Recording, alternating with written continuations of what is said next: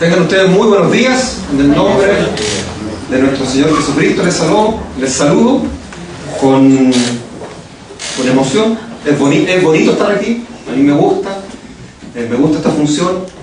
Lo hago con pasión, pero sin menos responsabilidad, con alta responsabilidad. Así que Dios me ayude, digamos, a poder exponer su palabra y poder aprender de ella.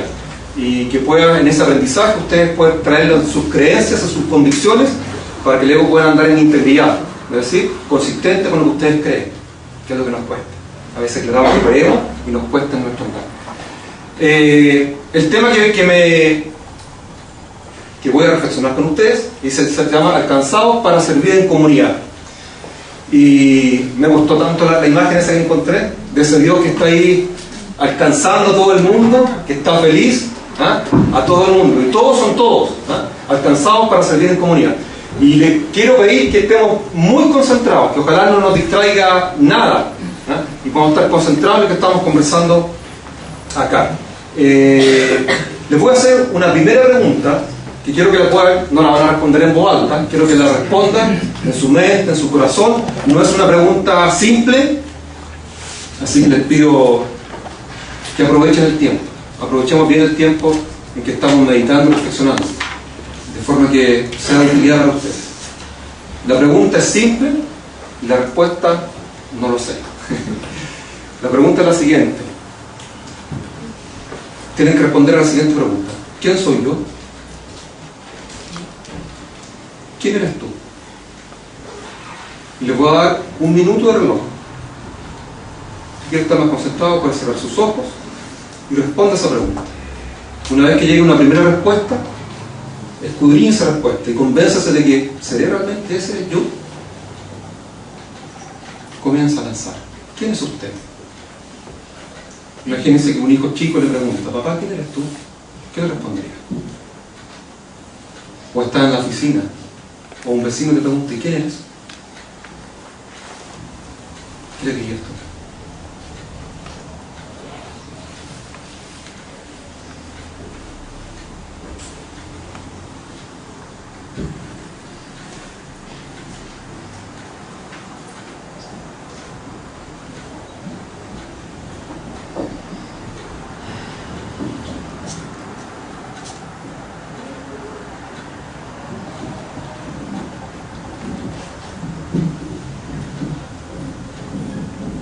Me ha tocado realizar distintas instancias de capacitación, talleres y cosas. Y una de las preguntas que hago es eso: les presentemos porque no nos conocemos y les pregunto, por favor, respondan una pregunta más. Pero la primera es: ¿quién eres tú? Y en general las personas responden otras cosas, preguntas que yo no les he hecho, pero por alguna razón en su mente responden otras cosas. Y responden a la pregunta: ¿qué es lo que haces tú? Entonces comienzan a estar: bueno, yo hago esto. Me responden y empiezan a responder hace cuánto tiempo están en la empresa, y empiezan a responder qué cargo están ocupando, y yo no les he preguntado eso. Sin embargo, obviamente los dejo conversar, que se explayen. Pero la pregunta, al parecer, en las personas, no sé qué les habrá pasado a ustedes, pero a las personas parece que nos cuesta no entender la pregunta, sino que entender la respuesta que hay detrás de eso. Y alcanzados para servir en comunidad, el propósito que tengo es que la respuesta a esa pregunta se pueda esclarecer, puedan avanzar en la respuesta a esa pregunta, de forma que puedan vivir con la claridad de lo que realmente son, y no con algo que no son. Ese es el objetivo de la predicación de esta mañana. Está basada en 1 Pedro, del 4 al 7, ya lo hemos leído, está puesto ahí el texto, así que no lo voy a volver a leer. Y sí les quiero comentar algunas cosas acerca del contexto, el contexto de 1 Pedro 4 al 7, para saber en qué momento se escribió y cuándo se escribió. Son tres aspectos que vamos a ver acá. El primero dice relación con quién lo escribió y cuándo. El quién está claro: Pedro. No hay mucha ciencia. El cuándo se lo tuve que averiguar. El cuándo, el año 63, terminando el año 63, comienzo el año 64 después de Cristo. Es decir, que Pedro era, como muchos que estamos aquí, un cincuentón, ¿no es cierto? Vivió con Jesús entre los 18 y 20 años, por tanto, era de la edad mía cuando él escribe esta carta.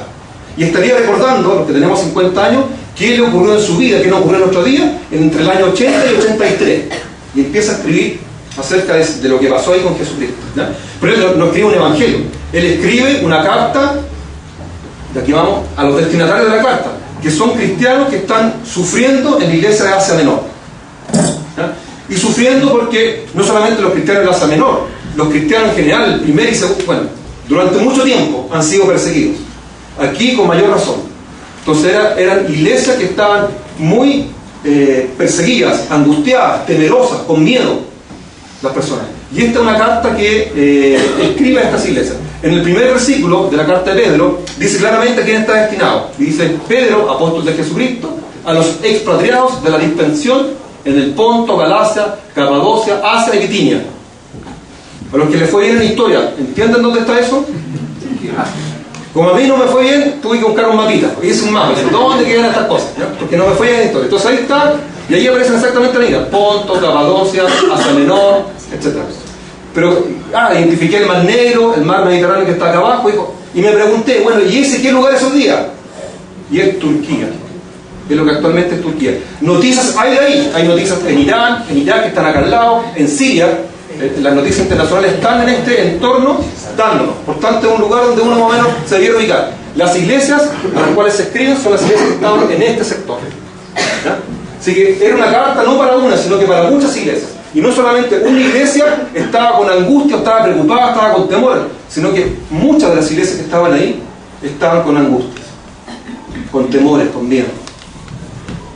Entonces la pregunta para nosotros es: ¿nosotros tenemos algunas angustias que las cuales nos andan dando vueltas en nuestra mente, en nuestro corazón?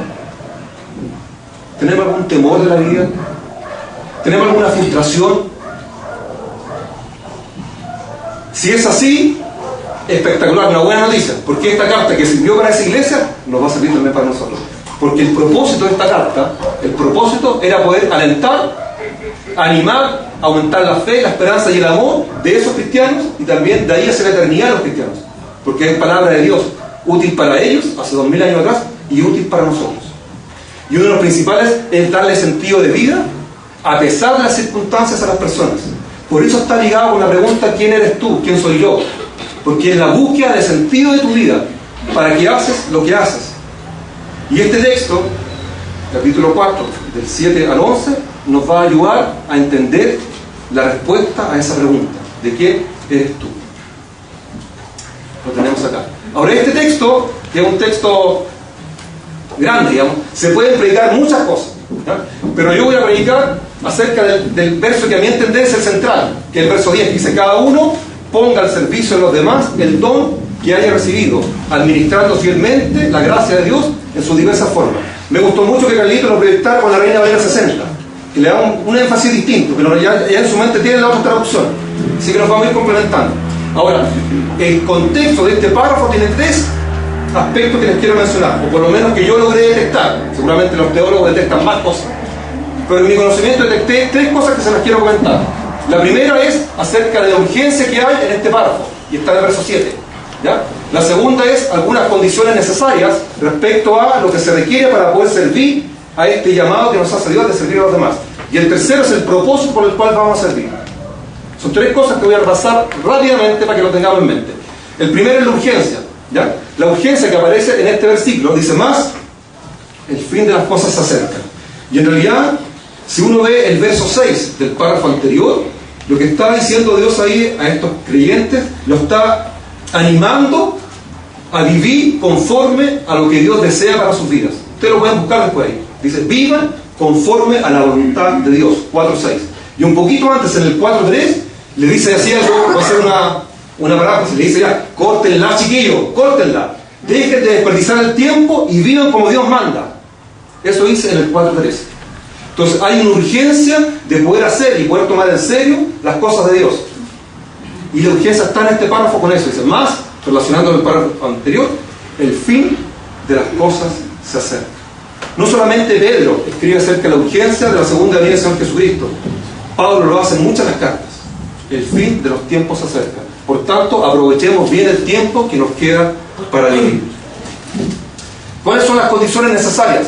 Y aquí las voy a mencionar nomás, porque uno podría predicar y estudiar esto. Pero las condiciones necesarias, la primera dice una relación con Dios. Es orar. Dice: ora. Y además le pone dos condiciones. Dice, para que tú puedas orar bien, dice, ten la mente despejada de ceras, despejada, concentrada en las cosas de Dios, y ten dominio propio de tu conducta, para que tu oración sea efectiva. Entonces hay una condición de mi relación con Dios, y también pone unas condiciones de relación con el prójimo. Dice, ámense unos a otros profundamente y practiquen la hospitalidad sin quejarse. Si ustedes se recuerdan, voy como muy rápido, ¿no? ¿Sí? No. Voy a tener, aquí mi coach me dice que es la varilla, ¿no? Mi coach es la varilla. Voy muy rápido. ¿Se va entendiendo, sí? Todo esto es el contexto, nada más, ya vamos a llegar al verso interesante. Lo que les quiero poner acá y destacar es que estas dos condiciones, la relación con Dios, la relación con mi prójimo, es muy consistente de cuando los discípulos le piden a Jesús que le haga como un resumen de todas las leyes. Y Jesús le dijo, no, le dijo muy simple, le dijo, es esto, el primer mandamiento, amarás al Señor tu Dios con todo tu ser, y el segundo, amarás a tu prójimo. Lo que está hablando aquí, de cara a poder responder al llamado de servir a otros, hay condiciones. Ama a Dios, mantente en oración constante y ama a tu prójimo. No sé si conocen a ese caballero que está ahí.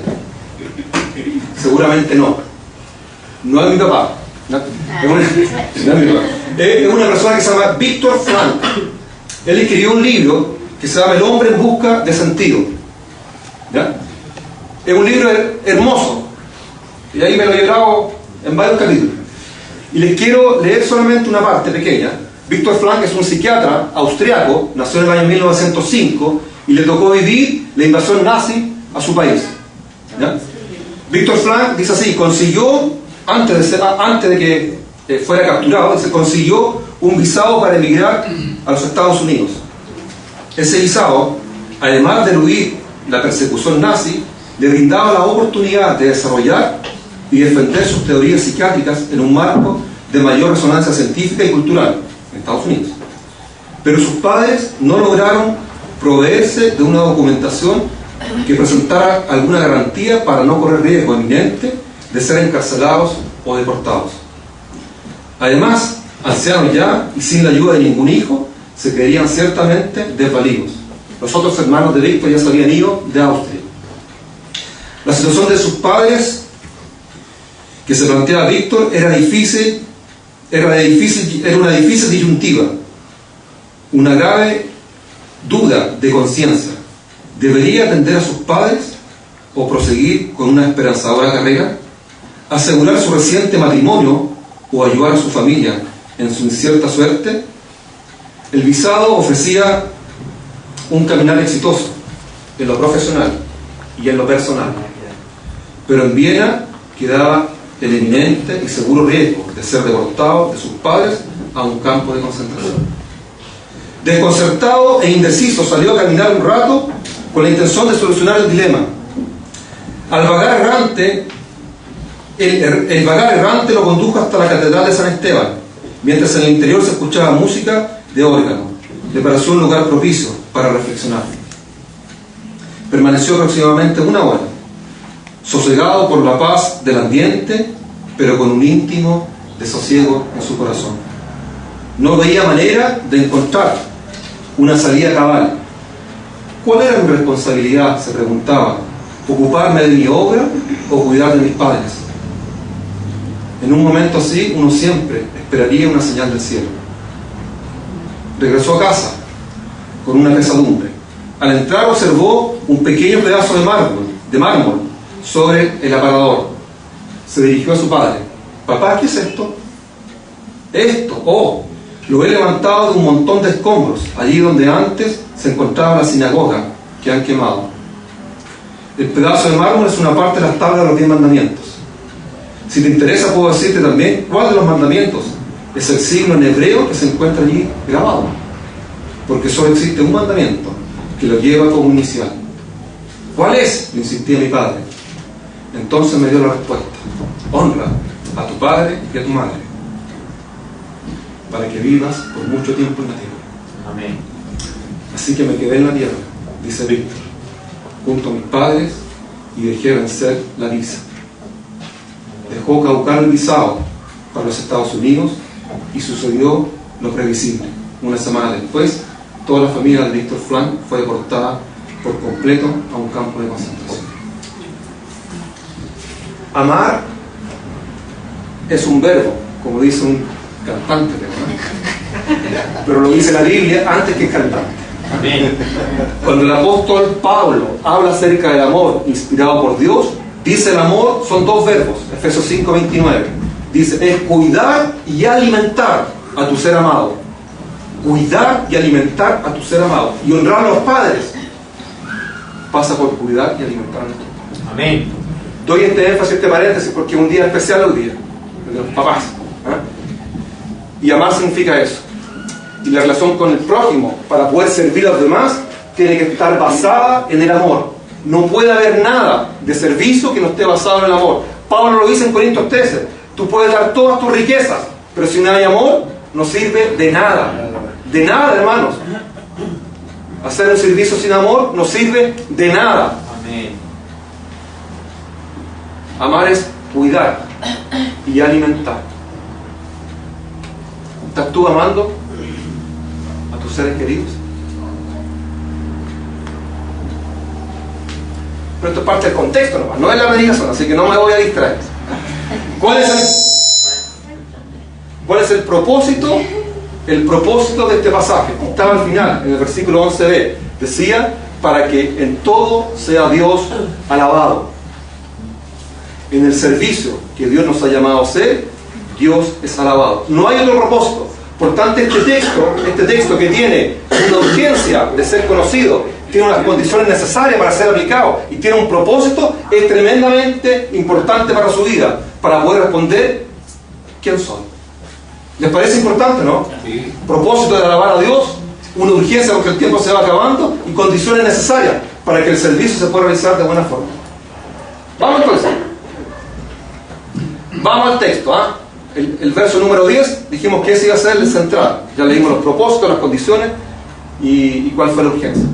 El verso 10 dice, cada uno ponga al servicio de los demás el don que haya recibido, administrando fielmente la gracia de Dios en sus diversas formas. Esto es NBI, Nueva Versión Internacional, la traducción. Lo primero que Dios llama es que toda iglesia reconozca sus dones. Reconozca sus dones. Dice, cada uno tiene que conocer los dones para poder ponerlo en servicio, cada uno. No dice, y algunos que han recibido algunos dones, pónganlo en servicio. Detrás de la palabra cada está parejita esa palabra todos. Debería decir cada uno y todos los miembros de la iglesia que han recibido dones, pónganlo al servicio. Entonces, este reconocer pasa porque cada uno y todos tenemos al menos un don, al menos uno. Otros tienen más de uno, ¿no? Pero al menos un don tenemos. Cada uno de los que está aquí, los puedo mirar, ¿no? Cada uno tenemos un don. Conocer y creer, y ese es mi reconocer. Conocer y creer que realmente tienes un don. En la versión Reina Valera, que la leímos en forma alternada, dice cada uno según el don que ha recibido. Cada uno de ustedes ha recibido un don de Dios, algo especial de Dios. Otra traducción dice una capacidad especial que Dios te ha dado para algo. No es para guardarlo como en la parábola de los talentos. Recibes talentos y los guardas. Es para usarlos. Y para eso tengo que poder conocerlos y reconocerlos para poder tener una conducta consistente con mis convicciones. No solamente reconocerlos, actuar. Hay una encuesta que se hizo el siglo pasado, entre el 1990 y el 2000, una encuesta que habla de las iglesias que crecen y las que no crecen, las que tienen alta calidad y baja calidad. Este pastor hizo una investigación en 1000 iglesias, 32 países distintos en los 5 continentes. Y una de las características de la iglesia de Alemania, el pastor que la hizo es un, no se rían, es un pastor alemán, ¿no? Que hizo esta encuesta. Le dije que no se riera. Un pastor de Alemania que hizo esta encuesta, un pastor alemán, hizo esta encuesta y identificó que en Alemania el 80% de los miembros de la iglesia no conoce sus dones. No los conoce. Por tanto, si no los conoce, no los puede hacer. Por tanto, es fundamental que nosotros conozcamos y creamos que tenemos dones para poder hacer, como dice un dicho, lo que Dios nos manda. Hacer las cosas como Dios nos manda. Es hacer y conocer los dones para poder ponerlos al servicio. Y los dones son dados por Dios. En esta traducción no dice el don que haya recibido. En otra traducción dice, y el don que haya recibido de parte de Dios. Los dones son un regalo de Dios. Amén. Dios los da, Dios los capacita para poder tener estos dones.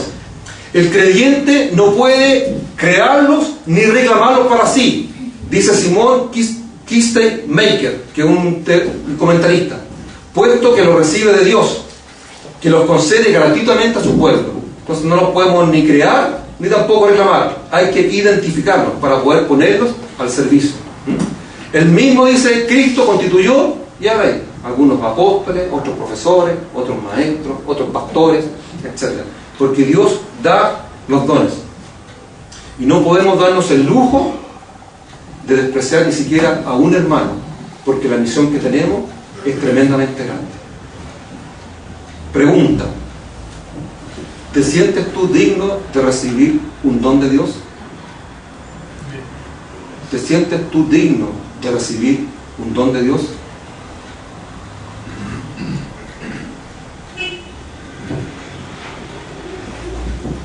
Esta es una pregunta tramposa, porque no somos dignos de recibir nada. Por mérito no debemos recibir nada. Por tanto, no tenemos dignidad. Lo hice caer en la trampa. La pregunta es una pregunta tramposa. No somos dignos de recibir nada. Dios por gracia nos da. Amén. Por gracia, por misericordia, nos da estos talentos especiales. Y no es porque yo haya nacido en un lugar especial, o tenga un apellido raro, no es tan raro como el Sandoval. O sea, tenga nacionalidad italiana, para nada, digamos. O haya nacido en Chile. Dios por gracia nos da talentos especiales. Por tanto, esa pregunta es tramposa. No soy digno de recibir nada, ni los dones. ¿No? Entonces, Dios sí requiere que usted tenga claridad de qué dones tiene. Y no es por mérito, es por gracia de Dios. Amén. Es por gracia de Dios que usted lo recibe. Por tanto, hay que identificarlos, ser agradecido al Señor, tomarlos y creerlos, realmente creer que tenemos el don para poder ponerlos en práctica. Dios nos ha llamado y nos ha alcanzado para que reconozcamos nuestros dones. Segundo punto. Dios quiere que toda la iglesia nos ha llamado use sus dones. No solamente los conozcamos, sino que los pongamos en uso. ¿Ya? Y dice ahí, en un uso especial, en el servicio de los demás. ¿Y quiénes son los demás? El texto dice, ponlos en uso de los. ¿Quiénes son los demás? ¿Todos dicen algunos? ¿Algunos? ¿Será mi compañero de trabajo que se sienta al lado mío? Ese que no es muy simpático. ¿Será parte de esos demás? ¿Será mi vecino? Es mi prójimo, como dice el hermano Andrés. Para poder servir a mi prójimo, tanto a los que están en la iglesia como a los que están fuera de la iglesia. Los dones son dados para que la iglesia, que somos nosotros, los use para edificación de la iglesia, amén, eso lo vamos a ver también. Pero para bendecir a otros, amén también. Para ocupar a todos, a mi prójimo. Es para la edificación del cuerpo. Esto no está en este texto, pero hay muchos otros textos expuestos por el apóstol Pablo que hablan acerca de que fuimos distribuidos los dones para la edificación del cuerpo, para que el cuerpo pueda crecer, para que el cuerpo pueda alimentarse, servirnos unos a otros. Él mismo constituyó unos apóstoles, otros profetas, otros evangelistas, otros pastores y maestros, a fin de capacitar al pueblo de Dios para el servicio, para edificar el cuerpo de Cristo. Nosotros no tenemos claridad de cuál es la iglesia invisible que está afuera. No tenemos claridad si mi vecino es llamado por Dios y si mi compañero de trabajo es llamado por Dios. No sabemos. Por tanto, no nos podemos coartar a solamente servir a los que yo conozco y los que yo creo que son los escogidos de Dios. Amén. Estamos llamados a servir a todos, porque solamente Dios sabe a quién llamó para estar en la vida eterna con Él. Amén. Nosotros no lo sabemos. Y esto genera un concepto muy interesante, Nosotros en nuestra vida vamos pasando desde la dependencia, desde cuando nacemos, seres totalmente dependientes de nuestra mamá en particular, dependientes 100% de nuestra madre, ¿no es cierto? En el calor, en el cariño, en el alimento, a seres independientes. Y eso es lo que todos vamos luchando. Los jóvenes están ahí y quieren ser más independientes, ¿ya? Y están viviendo hasta que logran la independencia total. Pero la vida no se vive en independencia, sino que se vive en interdependencia. E interdependencia es cuando nos cruzamos unos a otros sirviendo con los dones que tenemos. Interdependencia. No somos seres independientes. La figura que ocupa Dios, ocupa muchas figuras, pero una de las que me gusta es el cuerpo, dice. La iglesia es como un cuerpo. Cada miembro con su función, uno al lado del otro. Y leíamos ahí, cuando uno de esos miembros está dolido, todos nos vamos con él, a ayudarle. Pero está la parte positiva también. Y cuando un miembro goza y disfruta, todos disfrutamos con él. Ambas caras de la moneda. Porque somos y vivimos en un cuerpo que está interdependiente unos de otros. Yo no puedo vivir solo en la independencia. Y tampoco dependiente. Somos interdependientes unos de otros. Y el tercer subpunto que toda la iglesia nos usa es que produce gozo, no frustración. ¿Cómo me doy cuenta que estoy en disposición del talento y el don que Dios me dio, que Dios me ha dado? Es porque logro identificar que lo que hago me produce alegría, satisfacción. Por tanto, la iglesia cuando identifica sus dones, cree en esos dones, los usa, es una iglesia gozosa, es una iglesia alegre, es una iglesia con satisfacción, independiente de las circunstancias. Produce gozo y no frustración. Cuando yo hago el ejercicio de un don que no es mi don, me voy a frustrar. Si yo creo, dice la palabra, si tú eres pie y tratas de hacer la función de oreja, ¿se imaginan?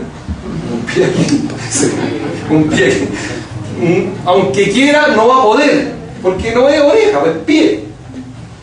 Y seguramente tu cabeza te va a quedar hinchada, no vas a poder caminar porque tenía el pie puesto aquí, ¿ya? No vas a poder escuchar, y con un tremendo moretón, porque el pie no es oreja. Lo estoy ridiculizando, ¿ya? Entonces, tú tienes que hacer el don al cual estás llamado a hacer, y no otro. Y Dios nos va a pasar la cuenta por los dones que nos dio, no por los dones que no nos ha dado. Y eso es importante tenerlo en mente. Dios nos va a pasar la cuenta por los dones que nos dio, no por los que no nos ha dado.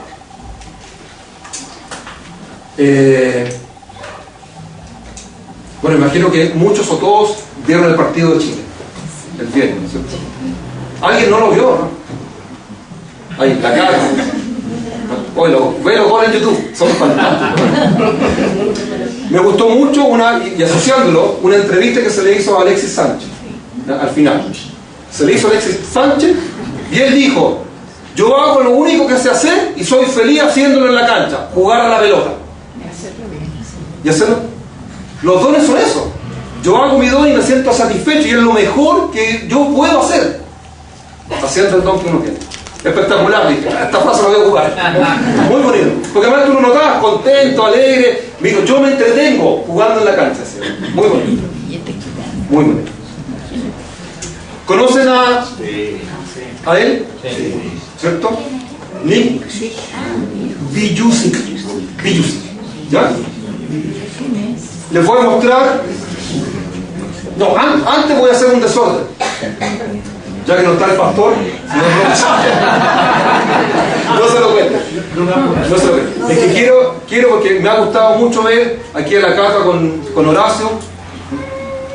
La Maca con Horacio, la cata con su mamá. Y veo también, vi al Pablito Díaz con su papá corrucado. Pero hay otros jóvenes que están lejos de sus papás. Entonces les voy a pedir que se acerquen a sus papás y se sienten al lado de sus papás, por favor. Los que están atrás. Daniel Ulloa, el Andy que se sienta aquí al lado del Labrito, el David Salvo que se sienta al lado de la Cata, los Santos con la Cata, la mamá, acá. Siéntense al lado de sus papás, por favor. Hoy día es un día especial, ¿ya? Hoy día es un día especial. Siéntense ahí al ladito para que continúen la siguiente perfección junto a sus padres. Eso, denle un abrazo, tal como lo está haciendo Pablito Díaz. Denle un abrazo a su hijo, denle un abrazo a su papá, dígale que lo quiere mucho. que lo extrañan. No tiene espacio. Pase nomás, pase, mira, siéntase aquí adelante. Ahí. Aprovechen esta oportunidad. Estoy dando una oportunidad de poder reflexionar juntos al lado de su hijo. Ahí. Muy bien. Eso. Muy bien. ¿Están listos? Le dio el beso a su mamá, a su papá. Vale, vamos a seguir entonces. A Nick, cuando le preguntan ¿quién eres tú? Me gusta una frase que dice. Él dice: yo soy nada más que un servidor del más alto Dios. Nick es hijo de una familia pastoral. Su padre era pastor. Y una familia tal como los que estamos acá, digamos, que se congregaban todos los días domingos. Pero tiene un testimonio de vida bien especial. Yo les voy a mostrar un video. Véanlo por favor y escúchenlo. Bueno, y lean, porque está traducido al español. Tomen las frases que hay ahí. Dura 6 minutos, nada más. ¿Ya? ¿Sí? Vamos entonces. Ahí está. El sonido por ahí hay que conectarlo. Their abilities, their talents, or simply their smile. When I first met Nick Wojcik, I knew I had just encountered someone extraordinary. From the moment he began to share his amazing story with me, I witnessed firsthand how God is using a man with no arms and no legs to be God's hands and his feet. My dad was saying that he was, his head was next to my mum's head as I was being born, and he saw my shoulder, and he just went pale. He was hoping my mum didn't see me because he saw that I had no right arm. And my dad had to leave the room, and he couldn't believe what he saw. The doctor came in, and my dad said, my son, he has no right arm. And he says, no, your son has no arms or legs. And he said he nearly fell on the floor. He couldn't believe it. And the whole church was mourning, like why would God let the pastor's son be born that way? And my mum, at first, she didn't want to hold me. She didn't want to, breastfeed me and all that. She just felt very uncomfortable for the first 4 months. And it took them quite a while before they could trust in God that he didn't make a mistake, that he didn't forget them or me. Nick's parents gave their fear and even disappointment in their son's disability over to the Lord. They chose to trust God and his promise that he had a plan and purpose, a hope and a future for their son. But as the years passed, Nick, on the other hand, had many challenges trusting in a God that he felt gave him less. I challenged God. I said, God, I know that I'm a sinner. I know that I won't probably have peace until you're in my heart, but I will not lay in my heart until you answer me, why? Why did you take my arms and legs? Why didn't you give me what everybody else has? And I said, God, until you answer me that question, I will not serve you. And so I wanted to end it. If God wasn't going to end my pain, I was going to end it myself. So at age 8, I tried to drown myself in a bathtub or 4 inches of water. I told my mum and dad, I'm just going to relax in the bathtub. Can you put me in the bathtub? And I turned over a couple times to see if I can do it. I couldn't do it. The thought that stopped me from going through with it was the love for my parents. Because I loved them so much and all they did was love me. And I thought to myself, if I actually went through with this, I pictured my funeral, I pictured my parents, and all I saw was guilt on their shoulders, that they couldn't have done more. That would be the last time Nick would attempt suicide, but it wouldn't be the last time he would come face to face with those deep issues that made him want to end the pain. And that's when I started seeing that there is no point in being complete on the outside when you're broken on the inside. And I found out that God can heal you without changing the circumstance. What was it specifically for you that made you say, Lord, I'm going to trust your word because I know it's true. I'm going to trust you even if I don't know what you have in store for me tomorrow? Right. Because there was nothing else I could find. There was nothing else that could give me peace. I knew arms and legs wouldn't give me peace anyway, arms and legs alone. I needed to know the truth of who I am, why I'm here, and where I'm going when I'm not here. And I haven't found that truth anywhere else but in Jesus Christ. And it was in Jesus Christ where Nick found the strength to do what many thought would be the impossible. It's so hard to be strong when people constantly say, you're not good enough, you go away, we don't want anything to do with you. Nick, you're a nobody. Nick, you can't do this. Nick, you can't do that. Nick. In life, if you don't know the truth, then you can't be free. Because then you'll believe that the lies are the truth. But once we realize that when we read the Word of God and you know the truth of who you are, I am not a man without arms and legs. I am a child of God. I am forgiven of my sins. I'm an ambassador of the King of Kings and Lord of Lords. I am nothing but a servant of the Most High God. This is not about Nick. It's not about Nick's capacity and capability to become this conqueror. I am nothing. I'm nothing. God, though, lives in me. And I now live in His strength. And whatever Jesus conquered, I conquered. I believe if God doesn't give you a miracle, you are a miracle of God for somebody else's salvation. And I thank God that He didn't answer my prayer when I was begging Him for arms and legs at age 8. Because guess what? Because I have no arms and no legs, He's using me all around the world. And we've seen so far, approximately, this is conservative, 200,000 souls come to Jesus Christ for the very first time in the last 6-7 years. And what would you rather? Would you rather have arms and legs, Nick, here on earth and no arms and no? Whatever His will is. Because I'd rather have no arms, no legs temporarily here on earth to be able to reach someone else for Jesus Christ and spend eternity with them there.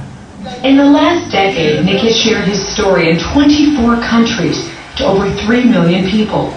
And whether he's talking to a stadium packed with people or one single person, his heart behind the message is the same. God loves you. But He hasn't forgotten your pain. He hasn't forgotten your family. And maybe while you're watching this interview, you've compared your suffering to my suffering. And that's not where hope is, to know that someone else, in your opinion, is suffering more than you. That's not where hope is. But hope is in the name of God, the name of the Lord Jesus Christ. Hope is when you compare your suffering to the infinite, immeasurable love and grace of God. Isaiah 40, verse 31 says, those who wait upon the Lord will renew their strength. They shall mount up on wings as eagles. I didn't need my circumstance to change. I don't need arms and legs. I need the wings of the Holy Spirit. And I'm flying because I know Jesus is holding me up. Don't give up on God, because God will not give up on you. Él nunca te dejará. Gloria a Dios. Amén. Vamos a hacer un momento de oración, después vamos a continuar. Padre Celestial, te damos muchas gracias, Señor, porque Amén. sabemos que tú eres el todo de nosotros. Gracias. Y permite que al perfeccionar en tu palabra, Señor, tú puedas crear convicción de lo que realmente somos. Y no una ilusión o algo que no somos. Ayúdanos a poder comprender tu palabra, Señor. En el nombre de Jesús. Amén. Él nunca te dejará. Nunca. Soy nada más que un servidor del más alto Dios. ¿En qué estamos? Dios nos llama a servir a los demás. Toda iglesia usa sus dones para el servicio. Esto produce alegría y no gozo. ¿Le dieron tristeza a Nick? Nick está casado, se casó en febrero del 2012, tiene un hijo normal, hace su rol de papá. Impresionante. Y las circunstancias no lo abatieron. Porque Dios les dio, como hacía, las nuevas fuerzas para volar como la águilas. ¿Estás cansado? Acude a Dios. ¿Estás deprimido? ¿Estás triste? ¿Estás angustiado? ¿Estás temeroso? Acude al Dios que no te abandona. Amén. Hay un estudio súper interesante acerca de qué significa el trabajo para los que trabajan, ¿ya? Y nos vamos a ir leyéndolo a medida de las generaciones. Los de más edad, los que están entre los 60 y 80 años, dicen que están más cerca de que el trabajo es para hacer algo que a uno le guste O más cerca todavía, el trabajo es para ser reconocido con un buen desempeño. Después, los que están entre los 41 y 59 años dicen que el trabajo es para poner en juego la inteligencia y creatividad. El trabajo es para contribuir en algo importante. El trabajo es para acceder a posiciones de mayor responsabilidad. El trabajo es para ganar dinero. Muy metido en la generación en la cual los cincuentones estamos. Trabajo para ganar plata. Sin embargo, los que vienen después de nosotros, los que tienen entre 25 y 40, dicen que están muy cercanos a la opinión, dicen el trabajo es para aprender y saber más. Y lo interesante que quiero compartir, esto está hecho hace poquito en Chile, es que los que están entre 18 y 24 años dicen el trabajo es para ayudar a otros.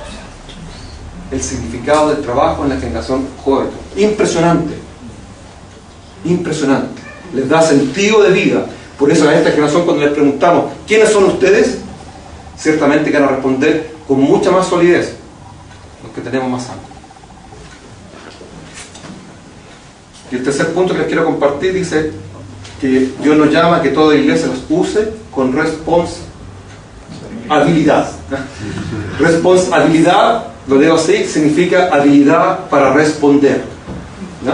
Y esto se basa en ese texto que está dice, administrando fielmente los dones que Dios te ha dado. Fielmente, con fidelidad. Segunda Timoteo, Pablo dice, y esto que has oído ante mí, de mí, ante muchos testigos, encarga a hombres fieles, que sean idóneos también para enseñar. La fidelidad es crucial en la puesta en marcha de los dones, ¿no? Y esto es como un regalo, ¿no? Cuando a uno le hacen un regalo, uno tiene distintas opciones. A ti te puede llegar un regalo, uno puede ver el paquete de regalo y puede decir y lo guarda. O puede decir, ¡oh, qué bonito! Lo abre y lo deja ahí, ¿no? O puede decir, va a hacer toda la caricatura, lo lleva, lo abre, lo ve, se lo pone y se lo saca y lo guarda, ¿no? O puede abrirlo, ponérselo y usarlo de ahí para adelante. Los dones son regalos. Son regalos. No es para decir, no Dios, yo no sabía, no sospeché, no creí que, yo pensé que no tenía ningún don, no, nadie me dijo nada. La responsabilidad de buscar el don que tú tienes es tuya, mi hermano. Tuya. No es del pastor, no es de los presbíteros. Es tuya. Tuya la responsabilidad de buscar el don que Dios te ha dado. Y tuya la responsabilidad de ponerlo en práctica. La iglesia es un instrumento. Pero Dios no va a llamar al consistorio y va a decirle, consistorio, ¿por qué Leo no puso los dones al servicio? No. Me va a llamar a mí, me va a decir, Leo, ¿pusiste tus dones al servicio? ¿Los buscaste? ¿Escudriñaste? ¿Te inquietaste? La responsabilidad es de cada uno de nosotros. No está en otro lado. En usted está la responsabilidad, ¿eh? De conocerlo, usarlo y usarlo con responsabilidad, con fidelidad. Y la otra es muy interesante, que es en maduración permanente. ¿Qué significa? Los dones. La iglesia de Corintio era una iglesia que estaba lleno de dones. Así escribe Pablo. Dice, oye, ¿qué iglesia con dones? Suena medio raro, me lo voy a contar. Bueno, voy a cantar. ¿Qué iglesia que tiene tantos dones? Tiene tantos dones. Pero la iglesia de Corintio, que estaba llena de dones, eran tremendamente inmaduros. Entonces, uno es tener el don y otro es madurar el don para ponerlo al servicio de los demás. Y ahí sí tenemos responsabilidad de las autoridades de la iglesia de poder decirle, hermano, usted tiene el don, con el mínimo de madurez, póngalo al servicio.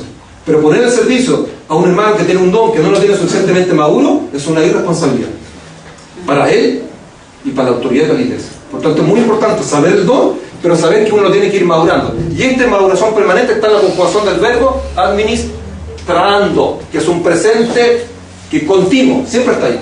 Solo tenemos el desafío de ir madurando nuestros dones, no solamente identificarlo, verlo, creerlo, ponerlo en práctica, pero aún más madurarlo. Es decir, cada día mejor haciendo mi don. Y para eso necesito un coach como el laberinto conmigo. Que me diga, Leo, ¿cómo lo has hecho? ¿Cómo lo hago? ¿Dónde mejoro? ¿Cómo lo puedo hacer mejor? Y cada uno de nosotros necesita a alguien que nos ayude a madurar nuestros dones. Es una oportunidad. La interdependencia que tenemos de unos con otros. Yo no soy solo, por tanto yo me la arreglo y yo veré. No, dependo de ustedes. Ustedes dependen de mí y en forma madura tengo que hablar de ir viendo cómo voy mejorando el don que ha puesto Dios en mí o que me ha regalado. Y el tercer punto es dignos del Señor. ¿ya? Dignos del Señor. El don que yo hago tiene que dignificar al Señor, no solamente en el resultado, sino que ejercerlo como es digno del Señor. El apóstol Pablo, cuando escribe a los Colosenses, que es un versículo que los que me conocen más saben que me gusta, dice que Pablo decía: y oro por ustedes para que sean llenos del conocimiento de la voluntad de Dios, en inteligencia y sabiduría espiritual, para que anden como es digno del Señor, llevando fruto en toda obra buena, creciendo en el conocimiento de Dios, dignos. Y eso nos va a generar felicidad y satisfacción cuando ponemos los dones al servicio del Señor. Y nos vamos a ir contentos a la casa, independiente de las circunstancias. La satisfacción se genera cuando tú eres consistente con tus valores, no con los resultados de tu acción. Eso lo vimos en el taller de liderazgo. Te produce satisfacción cuando eres consistente con los valores que tú tienes, no con el resultado, porque el resultado no depende de ti. Y sabemos que en la iglesia el resultado depende del Señor. Por las cosas que tú hagas, hazlas con fe y con la convicción de que Dios te ha llamado a hacer eso. Y te vas a ir en paz por tu casa. Amén. Que el Señor nos ayude. Amén. El gran ejemplo que tenemos de servicio es nuestro Señor Jesucristo. Y Él nos dejó un ejemplo, pero impresionante. Dice así en el Evangelio de Marcos, hablando de Jesús, dice: sabéis que los que son tenidos por gobernantes de las naciones se enseñorean de ellas, y sus grandes ejercen sobre ellas potestad. Pero no será así entre vosotros, sino que el que quiera hacerse grande entre vosotros será vuestro servidor, y el que quiera ser el primero será siervo de todos, porque el Hijo del Hombre no vino para ser servido, sino para servir, y para dar su vida el rescate de muchos. Vamos a ser buenos siervos si seguimos a Cristo. Es un ejemplo. Con convicción, con placer, con integridad, consistente al llamado que Dios le hizo. Quiero terminar contándole un cuento.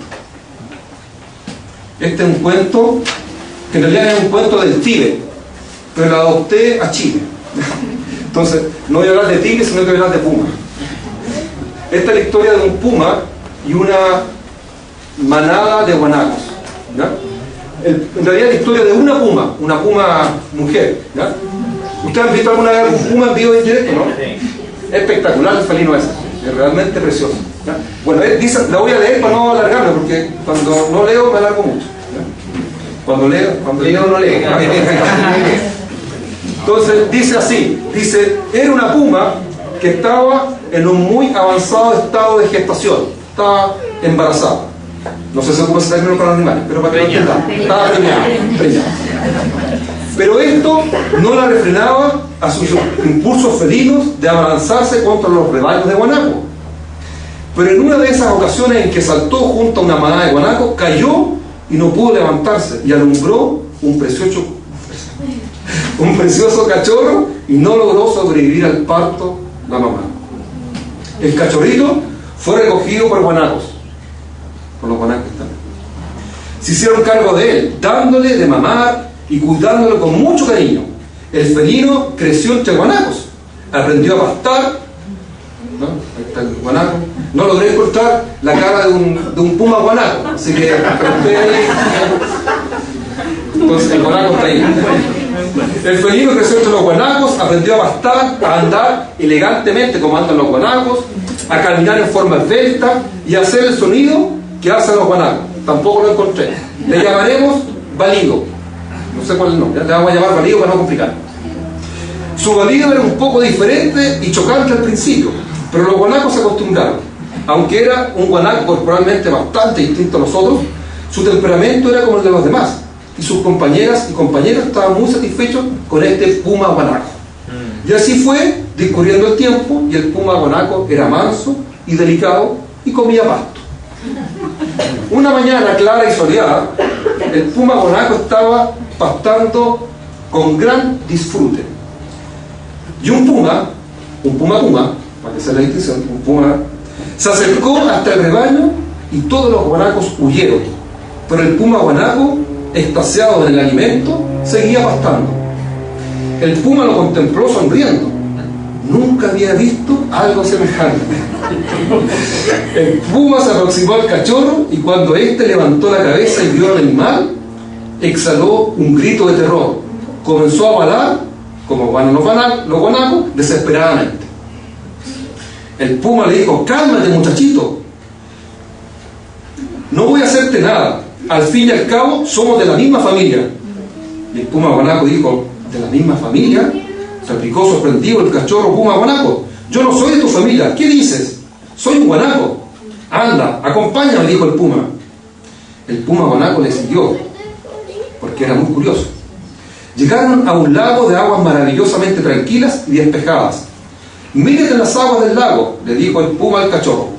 El puma cachorro se miró a las aguas, se quedó perplejo al contemplar que no era parecido a sus hermanos los guanacos. Mírame a mí, le dijo el puma, mírate a ti y mírame a mí. Yo soy un poco más grande, pero ¿no compruebas que somos iguales? Tú no eres un guanaco, sino un puma. El puma guanaco se puso a balar como guanaco. ¡No vales!, le reprendió el puma, y a continuación le ordenó: ¡ruge! Pero el puma guanaco seguía balando. Y en días sucesivos, aunque el puma trató de persuadirle de que no era un guanaco, siguió pastando. Pero unos días después, el puma trajo un trozo de carne cruda y le conminó a que la comiera. En el mismo momento en que el puma guanaco probó la carne cruda, tuvo conciencia de su verdadera identidad. Dejó el rebaño de los guanacos y marchó con el puma y llevó la vida propia de un puma, feliz y satisfecho. Lección: hasta que no probamos el sabor del servicio del don de Dios que te ha dado, viviremos de espalda a nuestra propia identidad, identificándonos con lo que queremos ser y no con lo que realmente somos. Por tanto, la respuesta a la pregunta ¿quién soy?, estará distante a la realidad. Cuando Nick respondió esta pregunta, dijo: no soy un hombre sin piernas ni brazos, sino soy un hijo de Dios, soy un embajador del Rey de Reyes, del Señor de Señores, soy nada más que un servidor del más alto Dios. ¿Y tú quién eres? ¿Quién eres tú?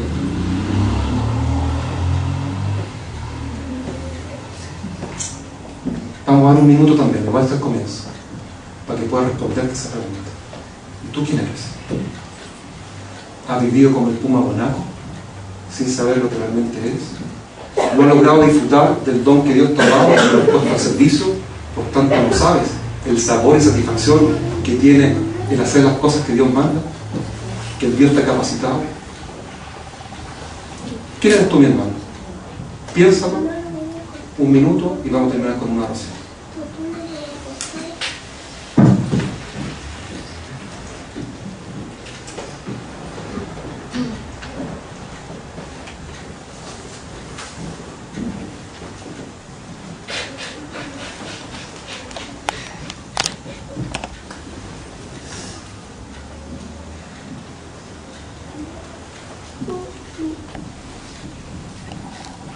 Les invito a orar.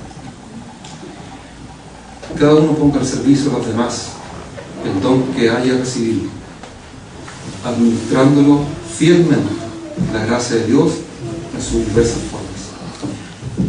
Padre Celestial, te damos gracias, Señor, por tu palabra.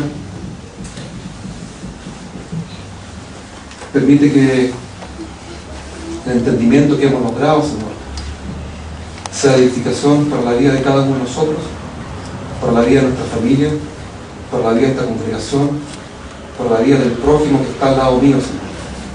Y permite que identifique con claridad Él o los dones que tú me has dado, para poder administrarlo con sabiduría, con inteligencia, de forma de poder ser el hombre y la mujer que tú realmente has tenido pensado, Señor, para cada uno de nosotros. Si hemos estado distraídos, si hemos estado viviendo en una mentira que creemos que es verdad, te pedimos que tú la puedas aclarar y que tú nos puedas dar la convicción de poder responder a esta pregunta tan potente de quiénes somos. Una respuesta similar a la que hace Nick. Soy un hijo de Dios, soy embajador del Rey de Reyes, del Señor de Señores, soy nada más que un servidor del más alto Dios. Ayúdanos a vivir con convicción, pues las circunstancias seguirán siendo circunstancias, no es lo esencial.